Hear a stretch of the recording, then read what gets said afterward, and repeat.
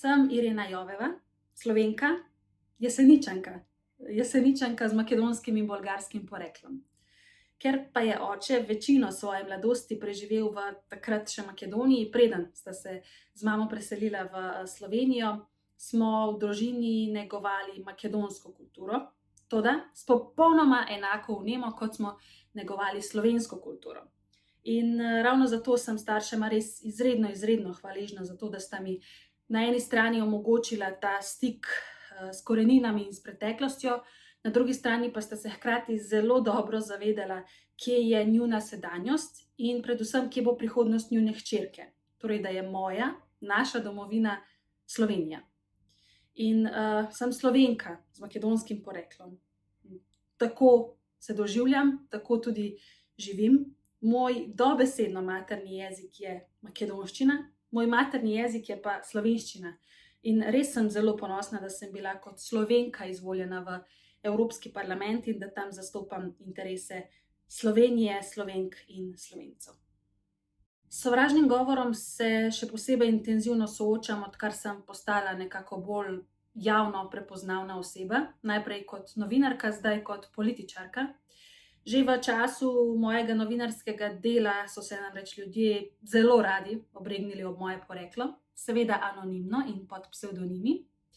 No, po vstopu mojem v politiko pa so se te zadeve v bistvu precej bolj intenzivirale. Ta letvica, do kam gre sovražni govor, se je pomaknila krepko navzgor. Vem pa, da še zdaleč nisem edina tarča takšnega sovražnega govora, nisem ne prva, ne zadnja, žal, tako da mene ti komentarji kot taki ne bolijo. Me pa boli nekaj drugega. Boli me, da to, kar se dogaja, sploh zadnje čase, ta agresija, ti vulgarizmi, ta nestrpnost, te skrajnosti, da vse to postaja normalno tudi zato, ker to počne del politike. Predvsem tisti ljudje, ki so na najvišjih položajih in ki bi v bistvu vam oziroma nam vsem morali biti ultimativni zgled, da oni uporabljajo takšen diskurz in da s tem v bistvu vse to potem še toliko bolj dopuščajo. Pa nikakor ne bi smeli, kvečjemu nasprotno. In zaradi tega jim sledi tudi del državljanov pri tem. Včasih se mi zdi, da vedno več oziroma vedno bolj intenzivno. In to je tisto, kar me žalosti. Se mi zdi pa žalostno tudi, da vsaj v mojem primeru ti napadi praktično nikoli niso vezani na moje delo, na konkretno vsebino, ampak me napadajo oziroma sem tarča preprosto zato, ker po njihovo sem neslovenka. In to je to pri njih.